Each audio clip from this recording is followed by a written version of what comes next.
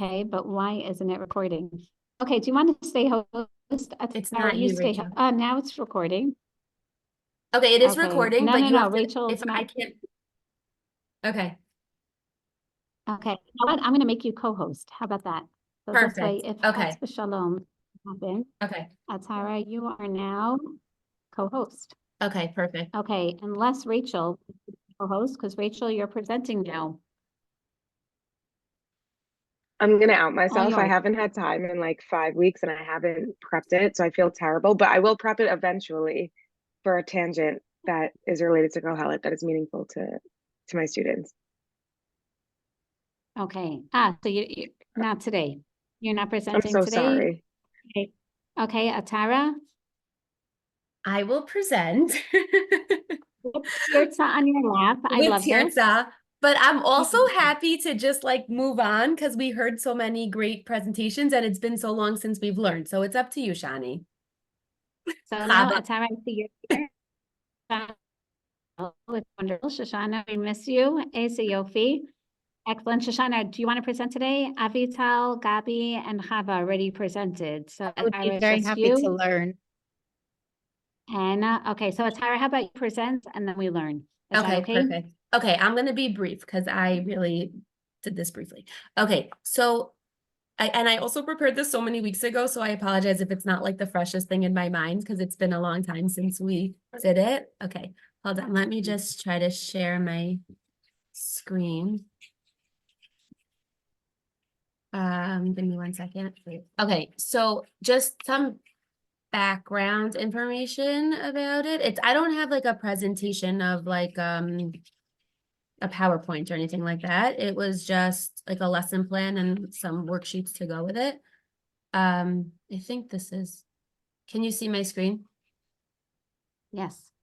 Okay, so what I've been thinking about is that, so I was telling the group before you got on that we have this production coming up and that we're doing Annie, and my class grade, whatever, we're doing a song and dance to You're Never Fully Dressed Without a Smile. And it was like a little bit of drama going on about the messages of the song or lack thereof or whatever it was. And so it was on my mind. And in addition to that, I've had complaints from parents, or at least one parent for sure, that like her daughter's not being invited to play dates and things like that. So this kind of like Mido social stuff was kind of in my head. So I decided that my tangent would be about including people and like reaching out to other people and kind of like working on our social relationships with our friends and things like that. So in terms of goals, it was about appreciating the benefit of working with other people, realizing the importance of including others, and looking for opportunities to reach out to those that are not alone, and working cooperatively with classmates. So I picked the pasuk in Koheles and Perek Daled about more than one being better than one. So we'll see that in a second. So then okay, you have to stop coloring because they can't hear me. Okay. Okay, so, and I know this is a little bit of a far jump that we're going, and it's like less tochen, but more like social, but I also have 10-year-olds. So this was what I kind of like really went to see what they would be, what would speak to them. Okay, so I don't know, like, I don't really read this to you because I feel like everyone can read it, but basically, focus that is going to be looking for other people, and the pasuk's talking about how shnayim is better than one, and thinking about how to work on, reaching out to people who are not being reached out to, let's say. So I was going to start the lesson by asking them to carry a heavy load and have like first, like one person do it by themselves, two people do it together, and three people do it together, and see like who can do it first. Hopefully it would be like the one is the slowest, the two, and then the three.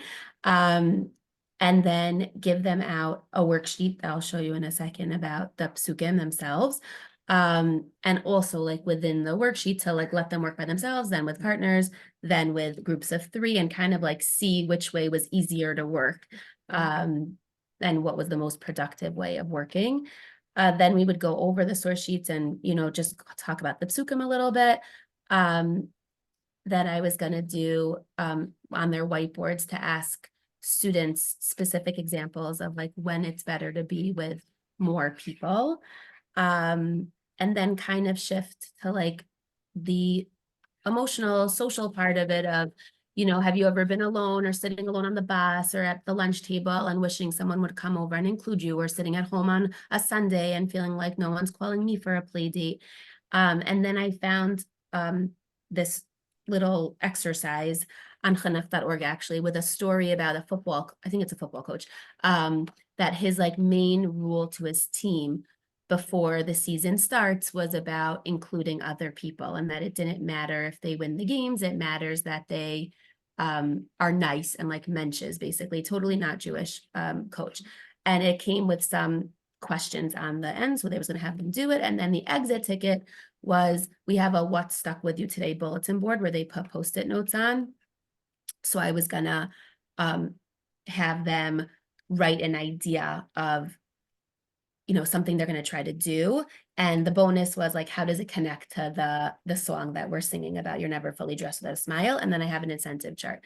So I'm going to just show you the different source sheets. Sorry that was super, super brief and not really like put together, but this is, can you see this? Can you see my screen now or no? Oh, no. Okay, hold on. Wait, I have to share a different screen. 1 second. New share.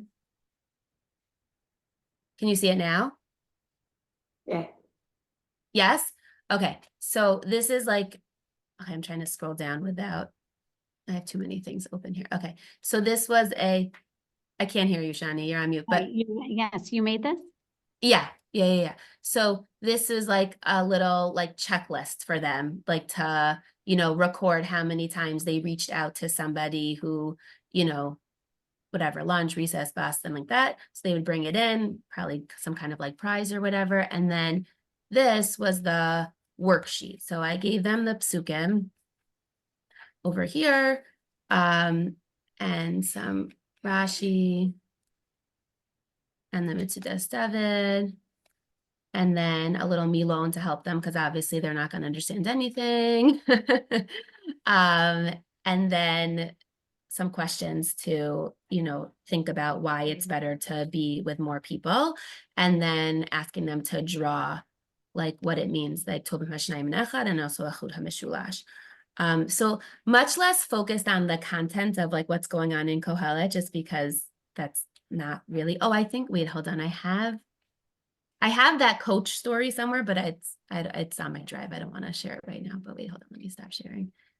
But more like social goals and trying to talk about midos, because that's what we work on a lot. Sorry, Beautiful. that was really like rushed and not eloquently. No. Atara, did you already implement this in your class? You did this already? I didn't implement it because I'm not teaching Kohelet, but I will tell you that I have been going on lots of intentional tangents or unintentional tangents as well with them. And we did discuss actually like right before the day before vacation, they were having a social emotional class that they have with like one of the social work interns. And the activity was some kind of Mad Libs game where they had to give adjectives, and one partner was supposed to be giving positive and one was supposed to be giving negative. Oh. And the girls were presenting, and I wasn't really involved in the lesson. I was at the computer doing work, but I could hear. And one of the girls read rich as one of the adjectives. And I stopped the class and I said, I'm just curious, was rich a positive or a negative one? Like when you were giving it? And I knew the answer.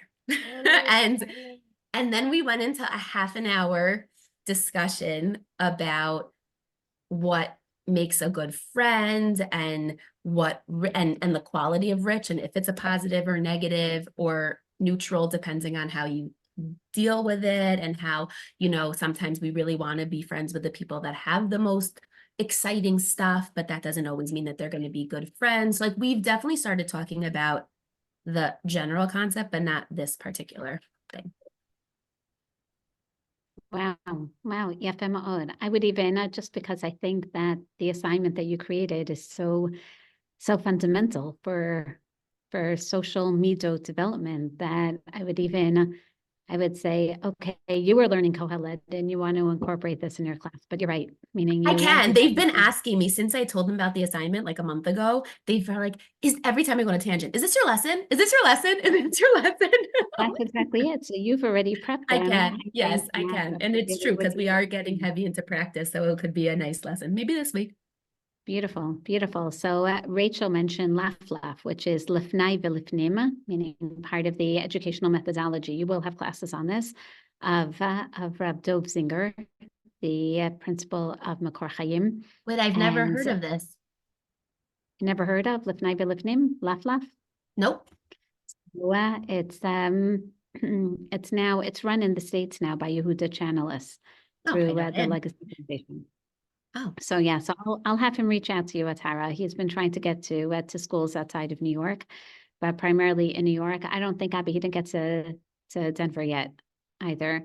But Avital, he's been definitely in Frisch because he's been trying to really get a foothold. But basically, it's a methodology. I'm going to say that to a certain degree, this assignment is related to, which is, again, when we say intentional tangents, so he actually created a different term for it. Instead of saying it starts off as, again, you look at a text and you say mabo, right? Meaning, what is this text teaching me? Tovim Hashnayim and Achad is really teaching about socialism. But then malibo, meaning, what is this text telling me? What could this text be telling my class? Right? Do you see that?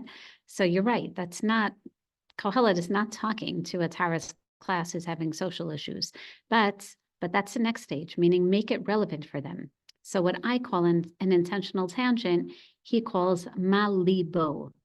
And then the next stage is malibo, and then malibo.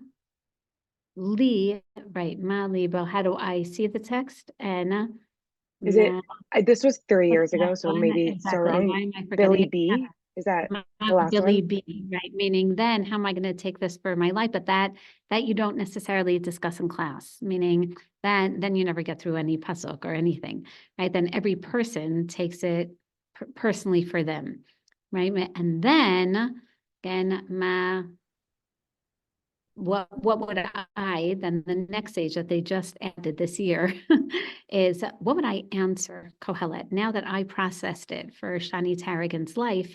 How do I want to respond? How would I write my own like next pasuk in here, which is obviously much more thought provoking.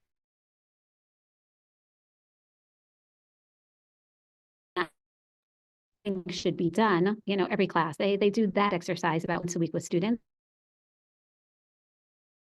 Has anyone lost Shami? yes, Shani, you're being very choppy. And you want, I'm so sorry, Wait, now we can I actually, see I think this. keep talking because I think we can hear Okay, you one now, second, but let me we're just try not moving. this. Yeah, I think you're better now. Okay, this is a better connection. Sorry about that. Okay, so even though, so I was saying that the first two steps of, again, of mabo, obviously every teacher wants to explain what's there, but then, again, malibo, the next stage is really an intentional tangent. How do you, again, what about you is going to connect, right? How are we going to make this relevant? And those are intentional tangents. The next two, they don't do with every, if you're trying to finish, say, for Shemot, or you're trying to finish Kohelet, then you're taking it, much further when you ask yourself, okay, how would I respond? And as they do this with different texts. So I'm definitely going to expose you to that methodology, which is much more of a way of having the students respond to a text. So for example, what they'll do for Parshat HaShavua is they'll go around and instead of, but this is assuming that your students already know the Parsha, right? Where my goal is not to teach Parshat, let's say Parshat B'Shalach, but I want the students, you ready for thinking of an intentional tangent? I would instead, this is Lifnai v'Lifnim, have them all look at the Parsha, go through the Parsha, and ask them to mention one pasuk that's speaking to them, which obviously, but that's what a tangent is, right? I'm taking a pasuk now out of context. Maybe for one person, the pasuk is Hitziatzvu Ru'u et Yeshuat Hashem. That I just waiting to see now, in this war, okay, God, like we've been doing so much, now it's your turn. Or used to hear by Yisa'u that I feel a call, Hashem wants me to just like jump forward into the yam. For another person, it could be Sham Sam L'choku Mishpat B'Sham Nisahu. I always feel, that God is testing me when it comes to every action. So obviously that tells you a lot about your students also. So you can't do this every day because you notice you're not teaching B'Shalach. You're letting them have B'Shalach speak to them.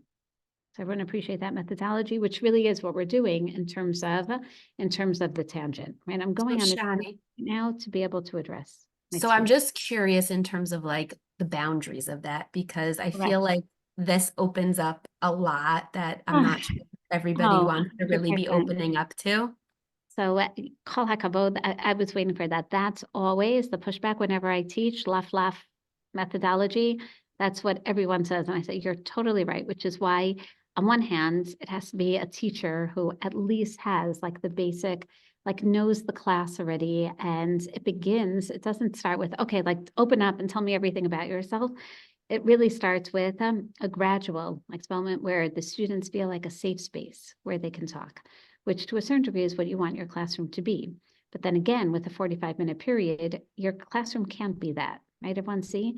So that's why what they realize is that it's most successful if you take it out of the classroom, meaning Atara, you're a Chumash teacher. So on one hand, right, you have to teach. You're teaching this year. Remind me which you're teaching. Oh, Shmos? yes, we just finished Yitzro. Very exciting. We Yes, just how made our first cool. Siyam. It's a Yeah. yopi. So relevant to them, right? Because they're up to it now and they feel it's Yeah. really talking to them. So of course you want to teach them, right, what's in Parshat Yitro. And for elementary school, it's great. This is more for high school where everything has become just like these intentional tangents as well. You do more in high school than you do in elementary for school sure. because you still have to There's learn the material. You can't have an intentional tangent until they appreciate that it's a tangent and it's not the text. right. So what the There's intentional also that Chumash. I'm sure you've seen it. What's someone's gonna know what it's called. I have it upstairs.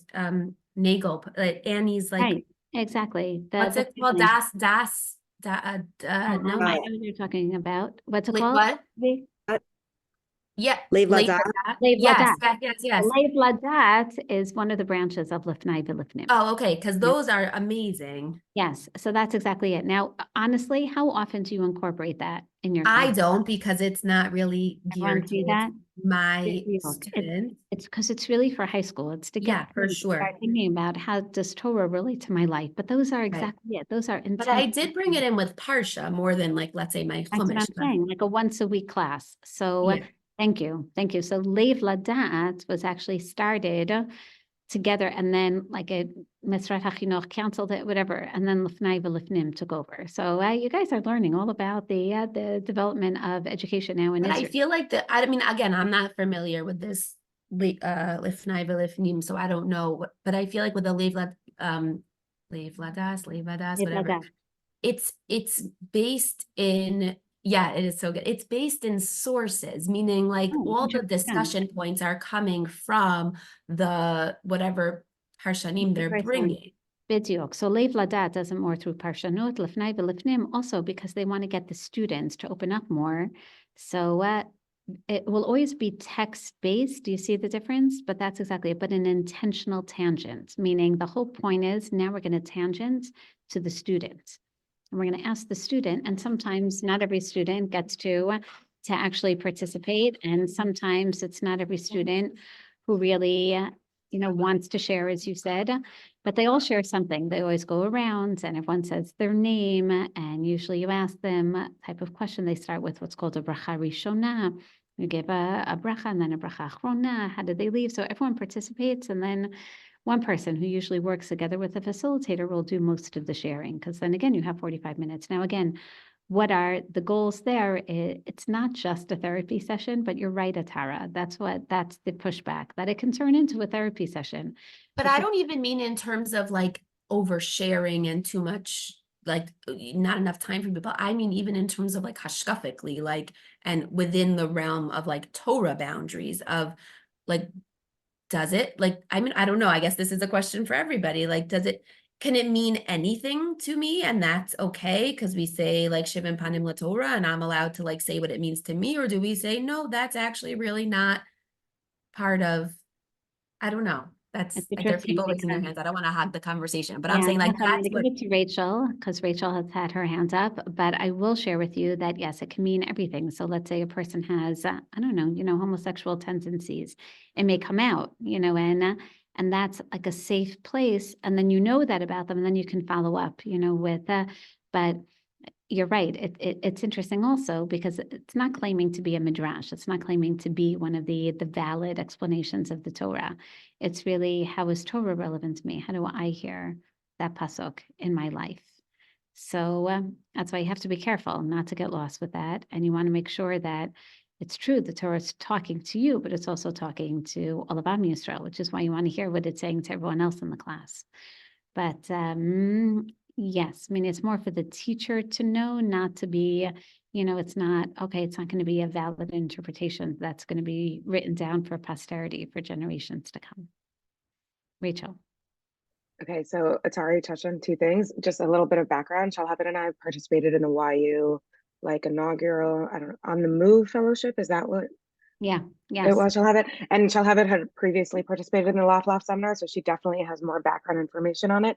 But some of what we were talking about in that is exactly what you're saying, Atara.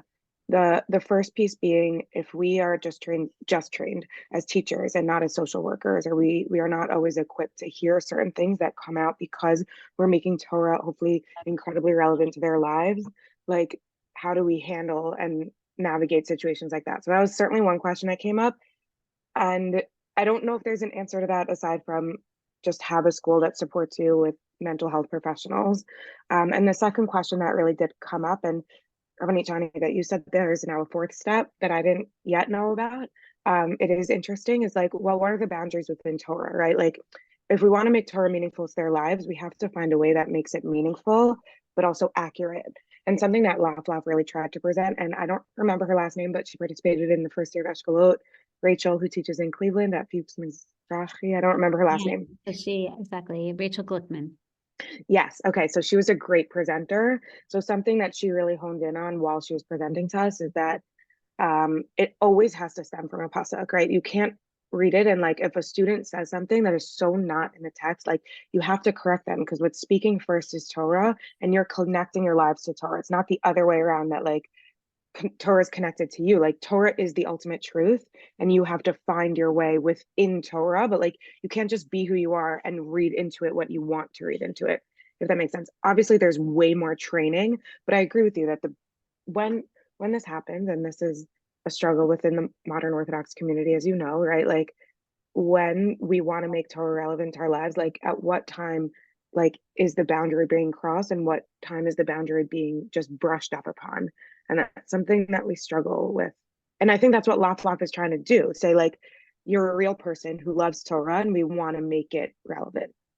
Hopefully I did it justice, but also your questions were real questions that we had as well. Right, so I just want to, Rachel, thank you so much.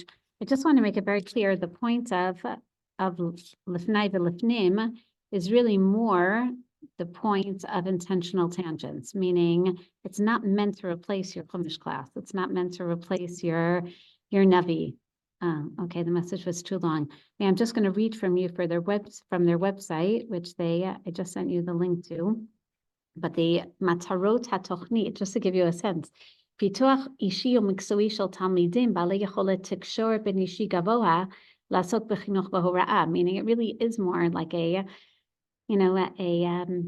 educational in the sense of being value-based, trying to help with communication, לפתח יכולת מודעות עצמית, to bring out the self-awareness of your students, to be able to יכולת החיבור והמושגה, to be able to literally, what an intentional tangent does, to connect the tochen, the content, to your personal lives, individually and collectively.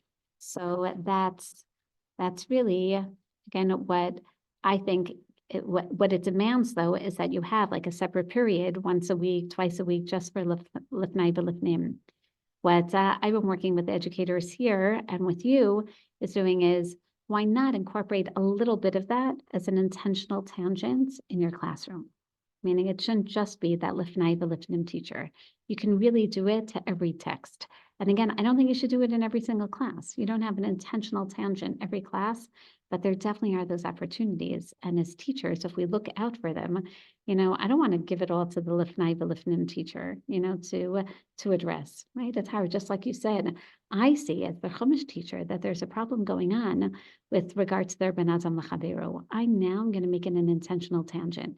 Now, is that really what Tovim Hashnayim Menachad is teaching in Kohelet? Of course not. Just like, again, you'll see the Lifnai V'Lifnim, that's not what it's teaching, but maybe, but that's what it's teaching me right now. Do you see that? Especially if I take it out of context. So, kol hakavod. Kind of And I like a Shabbos, like a drasha every week, Yeah, basically. yes, yes. Like taking something exactly. from the parsha and making relevant to your lives right now. Bediuk, right? I call it a modern midrash, but so personal, meaning the goal is to make it as personal as possible, which is very difficult to do also within a regular classroom setting. And I see that Shalhevet hands is up. So yes, Shalhevet, all yours. 1 second, you're on mute now. Sorry, sorry. I I want to build on something that both like Atara and Rachel, that both of you were speaking about. Like what happens if the student doesn't connect to it, or what happens if the student then, from like their actual authentic reading of the actual text itself, communicates a message that really is outside like the like Arba Amot Shel Halacha, or like really is not, forget even traditional, like really is an interpretation that does not cohere with Torah values. What are we supposed to do about that? I think that's a really important question that I want to give space for, like, and really expand it here, almost like precisely because it's so uncomfortable. I remember I was speaking once with Rabbi Rick Schindelheim, who was big in the Camp Stone world and also teaches at Fuchs Mizrachi. And he was telling me like the importance of, for the child themselves to have a self-awareness of like, well, what happens if I don't connect to this? And like the safety then of having those conversations with their teachers when they're in high school, instead of waiting until they're post high school and not in the environment with in a sviva with other educators, and they start having to navigate those questions on their own. Better for them to actually ask those really challenging questions when they can have those outlets of like, well, I don't know if I really connect to this. I don't know if this really means anything to me. Like the way he phrased it is that when he looks at a pasuk with his students, he asks like 3 tiers, like 3 layers, where he first asks ma bo, like what's the basic pshat of the pasuk, ma libo, what's like the heart and the essence of that this pasuk is trying to teach me, like a deeper level. But then the last layer, which is perhaps the scariest, is ma li bo. What for me is connected to this pasuk? How do I feel this chibur? Or and then what's so scary about it is if the student then says, well, I don't really feel connected to it. So then I think it's precisely because it's so vulnerable, that's what makes it so compelling, actually. But also, like, not every teacher wants to bring that into the classroom, and not every teacher is able to handle those answers. Right. So that's exactly it. Now, again, the goal is more, I put the English website here also, the goal is more for religious growth and development, meaning it's not to necessarily teach. I just want to make it very clear. It's not to teach Kohelet. It's not to teach Parsha, right? Do you see the difference? So it definitely is again, the same goal as an intentional tangent, meaning the goal is really for that religious development and discussion, and even on a much more individual level. And if you want, we can definitely incorporate one of those seminars here, albeit it's the dynamic in person is much better when it comes to religious growth, as you yourselves as teachers know. So yes, the seminar is next weekend if you want to go. And in the States, we do it here in Israel as well for seminary, and also now even training teachers, but it's different, meaning I very much over the past few years have been trying to even create a I'm going to say a collaboration between Eshkolot and Lifnai B'Lifnim, but it's very difficult to perform Lifnai B'Lifnim online. So I definitely recommend to anyone who can go to one of the seminars, and then you'll come back and you'll see it develops more, just as you said, those pedagogic psychological and religious development skills. Okay, without further ado now, we're going to go back to Kohelet. So if you remember, based on the Psukim that Atara took out of context and as a beautiful intentional tangent, again, we now are going to, oh, shall have it, you did it as a Zoom, so they don't like Zooming it anymore. That's something they, yeah.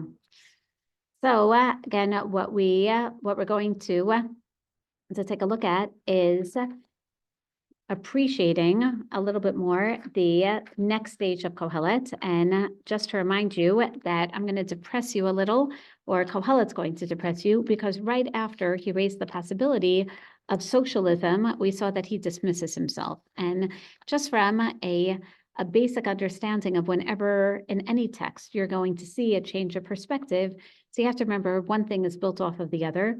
And even though Rashi understands each one of these ideas as more, I would say, more independent, we're adapting Ibn Ezra's approach, which really does build one on the other, which brings us now to one of the major changes in Kohelet. And I believe, right, I don't think we actually pursue this, right? We got to. We have not started Parak Gimel yet. Valid. Sorry, We haven't even done Gimel yet. Gimel. Oh, so you already skipped to Dalid. Beautiful. We're Oh, up I to- just went ahead because I could not find anything that spoke to me for fifth graders. earlier. Okay, so but we got to the end of Parak Bet, right? The last pasuk. I remember correctly. think The difficult pasuk. No. I'm not sure if we got to the last pasuk. I don't know. Does the last thing I have written down is like just do what you enjoy.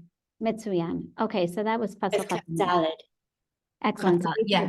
Gimel Chaf Daled. Mitsuyan. So I'm just going to go back to Chaf Gimel then to put it in context. Kol yamad machovim b'kasin yenu gam balaylo lo shachab libo gam zehevahu. Right. So he realizes this is after his initial study of the different philosophies that wait a second, even if you are wise and even if you accomplish everything that there is to accomplish, you still in the end are going to be so frustrated knowing that it's not going to last, knowing that someone who is not even wise may take it over from you.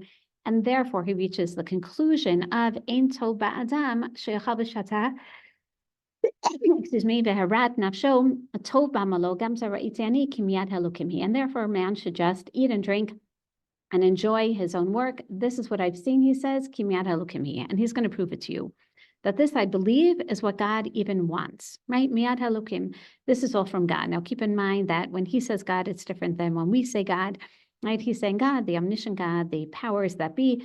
This must be what God wants. How do you know? And he says, believe me, when I'm talking about eating and drinking, again, I know what I'm talking about because remember, he began with, I'm king over Yisrael and Yerushalayim, and I've had access to all this, right? When it comes to eating and drinking, and senses, I went to the best, spas in the world, right? He basically wants us to appreciate that he really does value what we're going to call now hedonistic pleasures.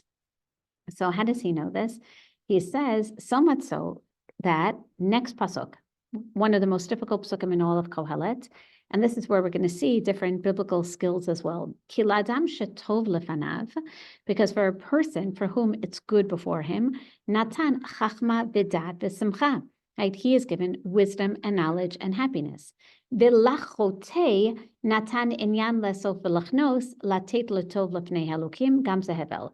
And for the sinner, he has been given collecting and giving before God, gam zehevel uraot ruach, latet letov lefnei halukim, giving before God is all vanity. Now, looking at this pasuk, can anyone tell me why this is difficult? Why is it a difficult pasuk? It seems to be portraying latet letov lefnei halukim as hevel. Right? Everyone see that? So this is where, and this is very important to keep in mind when it comes to study of biblical exegesis, you have to realize that every time a biblical parshan is interpreting a pasuk, right, especially a difficult one that maybe syntactically doesn't work, he basically is going to have to choose, is he going to remain close to the pasuk itself, every word of the pasuk, or is he going to express a little bit of freedom in the pasuk in order to give you a more religiously consistent message? So for example, Rashi is going to have a hard time saying that Latov Lefnei Halukim is Hevel Rot Ruach, right? And this is very important. Rashi will not speak against basic values of Chazal. He never, ever, ever will. He wants to teach you. Remember, we discussed this last year. Rashi is a machanech, not a pashtan and not a darshan. He's wondering, what is the greatest message that I can transmit to those who are learning Kohelet right now? So this is what Rashi does. He performs what's called Serus HaPasuk. Can anyone tell me where else you know this term from? I'm just testing your Parshanut knowledge in Tanakh, but also this way I can see which Parshiot everyone's been teaching. Serus HaPasuk. I'm just going to help you out. Serus HaPasuk. Is it like saris, like a eunuch, like being cut? Yes, we chop it up. So, We chop so up like, would an example of this be, like, Ani Esav Echorecha? no, so that's just like an elongated pause. Think of where you chop up the pasuk and like take it out of order. Serus HaPasuk always includes taking out of order. The most famous one is the Ramban on Brit Bein HaPtarim, right? So tell me what bothers the Ramban. You ready? Here's the pasuk. V'geri yazaracha ba'aretz lo lahem, ba'vadum v'inu otam 400 shana, achachin et hadgoy dan anochi be'etzu b'rechush gadol. So just focus on the first part of the pasuk. Ger yezaracha ba'aretz lo lahem 400 shana. What bothers the Ramban? Ger yezaracha ba'aretz lo That they lahem were in Mitzrayim ba'vadum for v'inu otam 400 years. 400 shana. Thank you. Right, according to the Ramban, again, Beger yezaracha ba'aretz lo lahem ba'vadum v'inu otam 400 shana, and they weren't oppressed for 400 years. Maximum, according to the Ramban and all his calculations. How long were they actually oppressed for? 250? So even if you say 210, the terminology of Chazal, 210, he believes they couldn't have been oppressed all those 210 years because some of those were under still, were under Yosef's rule, and they couldn't have had such a major metamorphosis in their political system. So he believes that it wasn't even more than 100 years of harsh oppression. Again, now that's horrible when we think of the Holocaust, of 6 years of work camps and death camps, right? That's horrific. And we know 6 million killed in those 6 years. But imagine, again, 80 years since, definitely from a little bit before the birth of Moshe, through Moshe being 80 years, through the actual Yetziat Mitzrayim. So the Ramban is bothered. You can't say that. So what does he do? Serus HaPasuk. He says, no, that's how people speak. Sometimes we also speak a little bit out of order. In other words, how should you read it? Beger yazaracha ba'aretz lo lahem 400 shana ba'vadum v'inu otam. Meaning for 400 years, even when Abraham, Yitzchak, Yaakov are in the land, we're not really autonomous in the land, and therefore we're going to be strangers in the land for 400 years. Some of those years, some of those years will be years of subjugation. Everyone see this? This is a classic Serus HaPasuk. So what the Ramban is saying, I'd rather Serus, I'm going to stay true to the pasuk and just switch around the order. And in order to remain true to the continuation of the text, to remain true to the story of Yetziat Mitzrayim. Everyone see that? Whereas the Shadal will say, no, they must have been oppressed for that time. Or again, all different Parshanim there. So too here. And Rashi says, it can't be that Latov Lifnei Halukim is Havel. Right, giving good before God, that goes against Chazal. Giving good before God, donating for God, and giving a korban to God, that's always good. So what does he do? He switches it around. Let's look. And back to Pasuk Chafav. Ki l'adam shetov lefanav, the person for whom it's going to be good before him.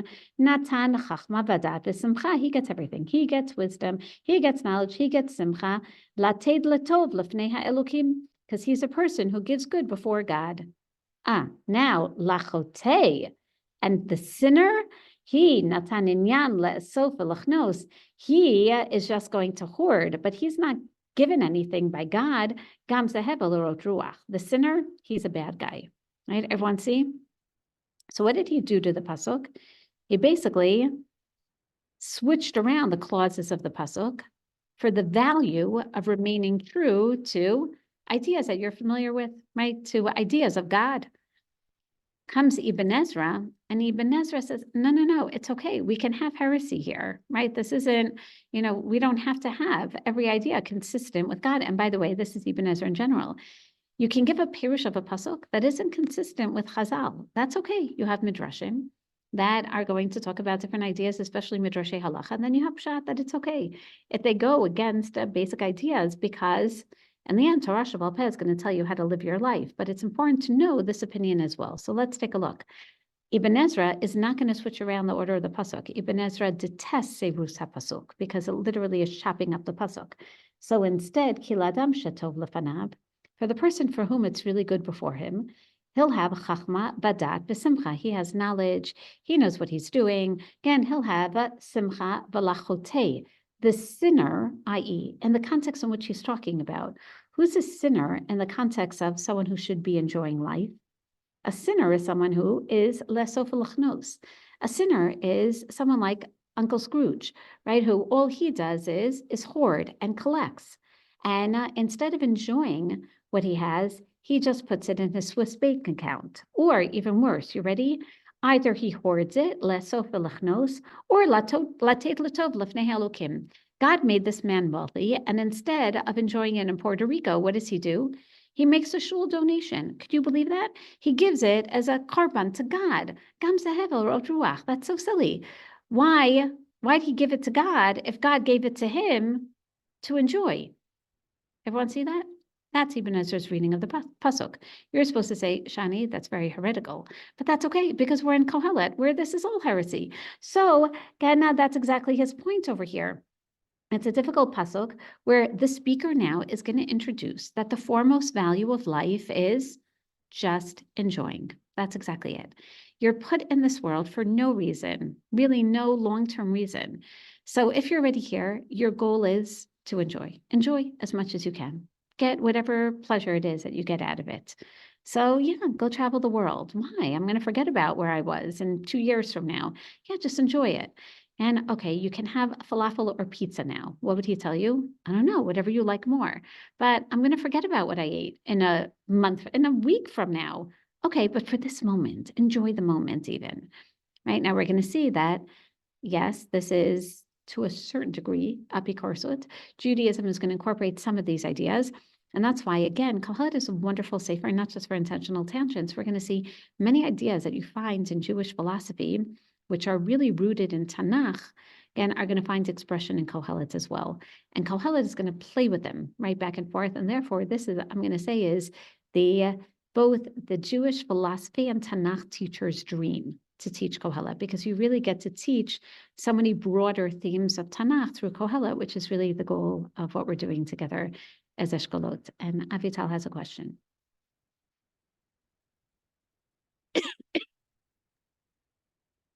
When I read the pasuk, and I guess I'm obviously mistaken, in order to satisfy the religious, I would say that if it's by the choteh, then he's doing something that's wrong, even though he thinks it's right. Okay, so how would it be a choteh, latet l'tov? You're saying the word lifnei is giving it before God and not to God? Yeah, or something like Yeshayahu, like, giving korbanot when you're not supposed to. Yafeh. But do you see how that's very hard to fit in the context of Kohelet right here? I do, but I feel like it's easier than Rashi's approach. It's easier than Rashi. But if I still want to be from, it's easier than Rashi's approach. Yafeh ma'on, yafeh. And what Rashi wants to say, any giving of good before God, you can't call that hevel rot ruach. Whereas you're saying, no, there are some times that you give good before God, and you have to know Yeshayahu to know that it could be really hevel rot ruach. Yafeh ma'on. No, yafeh, that's definitely, and I think, if I remember correctly, trying to remember it, 1 second, who says this? I think that Barbanel may even say it, believe it or not, Avital. So I'm going to check that. But everyone's saying how it's not really so pshat, meaning according to pshat, giving good before God is really hevel rot ruach, not because it's before God, just don't give it to God. What should you do? Enjoy it. And he's going to talk much more about that now. So I'm already going to introduce some of the broader themes. So Tara? Okay, sorry, this is just methodology question on the Ramban. I'm just curious because you're saying, so the Ramban obviously believes in this concept of Sirus HaPasuk, but doesn't he, like, isn't And he he's a Pashtan. He could be a Pashtan. Yes, but ein mukdam u'muchar b'Torah, according to him, is again is the fact that that's how it's written, meaning Right, but the pasuk here- is written this way also, so why is he but comfortable it's not a chopping up? chronological, because it's not a He's saying he's not chronological changing the section. order of the pasuk, he's just pausing it differently. Yeah, and he's not changing the order of events. Do you see? Meaning Yeah, he but doesn't why like is changing the order of the pasuk any better? Oh, it's not. It's not, but it's not against. They're two separate methodologies. I can perform Serus HaPasuk and at the same time still believe in Yesh Mukdam u'Muchar b'Torah. They're two independent. I'm going to say Does self-exclusive. anyone else understand why I'm confused by that? Like, I just feel like if you believe that the order is the order, and that's like how it's- Chronological order and the right, order in which it's written. So right, like obviously he giving. believes. How was it written? He believes that it was written this way. He believes it was written. V'ger yezaracha ba'aretz lo lahem v'avadum b'notam arba meot shana. He believes it's written that way. Yes, In order to understand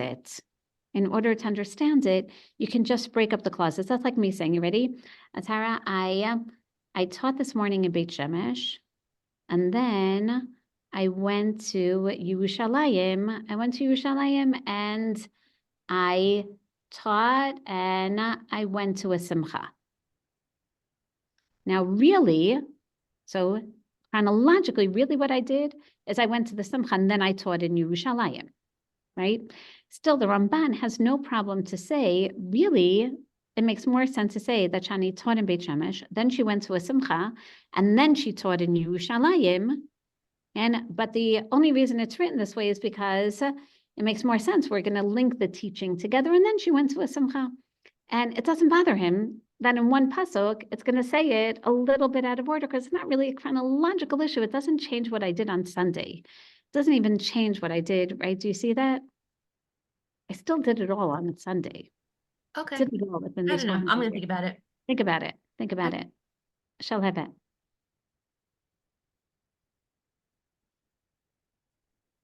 Sorry. I think this is, I think to me, if I'm understanding this question correctly, that it's less of Ein Mukdam u'Muchar b'Torah, which is a chronological question, versus Dibra Torah Kilashon B'nei Adam. And I mean, I have to say, it is a stretch in a certain way, but I also understand the impetus, meaning it sounds like from what you're saying is that the Ramban, and then also what you're saying here with Ibn Ezra and Shadal, like it sounds like for the Ramban on Bris Beit Masarim, or like this pasuk here in Kohelet, it sounds like this idea of Sris HaPasuk is not a usual or like a go-to approach for usual pshat, but it sounds like in the presence of something being ethically challenging, then how am I supposed to be miyashi of the pasuk? It seems to be like just such a stira against like what I think avodah, because I think especially for this pasuk, it seems to be against like what avodas Hashem is, right? Beautiful. Meaning Beautiful. it's not even like drink and be merry for tomorrow we die, which is just explicit hedonism. What's so bizarre about this pasuk is that it's about like avodas Hashem, which is like in some ways even more problematic. So it's like I'm going to then rely on this like kind of tenuous reading that's kind of a Dibra Torah Kilashon B'nei Adam. Excellent. Is So the pasuk like, exactly. but Rachel- meaning it is tenuous, but it's like there's a reason for it to be tenuous. Exactly. So firstly, again, Dibra Torah Kol Shel Bnei Adam, we do speak this way all the time. I like the way that Rachel phrased it also, I think she'll have it, which is just honing in on your point, meaning it's more of a grammar point than a content point. That's exactly it. And again, teaching grammar versus actually teaching the story, right? Meaning, so with sometimes, for example, the Ramban will do it more for, again, more to make it historically correct. Again, sometimes, Rachel, you're 100% right. Sometimes it's also done to make the grammar flow better, 100%. And in this case, like Shalhevet said, this is more to be religiously sound or spiritually sound.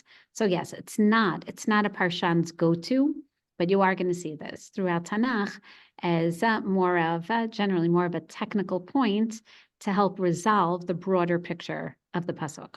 So yes, that was very well said. And now I'm just looking at the time and saying that I have to go to the next class. So what I'd like everyone to do for next week, if this is okay, because now starting Paragamel Pasuk Aleph, we actually are. We're going to get back to our learning. But as I said, now we're going to see broader issues of Tanakh. So we're going to learn it with the Ibn Ezra's methodology and not Rashi, who really sees this as an anthology, but we can still use Kohelet, meaning to talk about many different ideas of, in general, of Jewish philosophy from Tanakh. So what definitely is going to come up in Perek Gimel, these are not tangents. These are really the basic, we're going to say even his points of departure are the role between Goral, again, literally what we call predeterminism, right? Goral, a fate, versus, again, Bechira. Everyone see that? Goral versus Bechira. And so I'd like you, your homework assignment is to think of where in Tanakh do we see this? So I'm just going to make it very easy for you. All you have to do really is, again, don't think so much of Bechira, just think more of Goral, right? Because that appears in limited, meaning all of Tanakh is Bechira, but Goral actually appears in specific stories in Tanakh. So I'd like everyone to revisit those stories. I'm tempted to give them away to you, but because you're Tanakh teachers, you should all know exactly what they are. And I'm already going to ask you to look for, and really you can look for, yes, 5. Again, everyone has to find 5 Goral references in Tanakh and tell me what does, based on those stories, what is Judaism's view of Goral? That's the basis before, obviously, you get to Kohelet Perek Gimel. And then we'll see his understanding. Okay. That's by the way, every Tanakh teacher has to know this because it's going to come up in one of the sparim that you teach. So kol hakavod and Shavua Tov. You should hear Besorot Tovot and looking forward. Yes, after your wonderful presentations to get back to learning together. Thank you. Yeah. Bye, guys. Oh.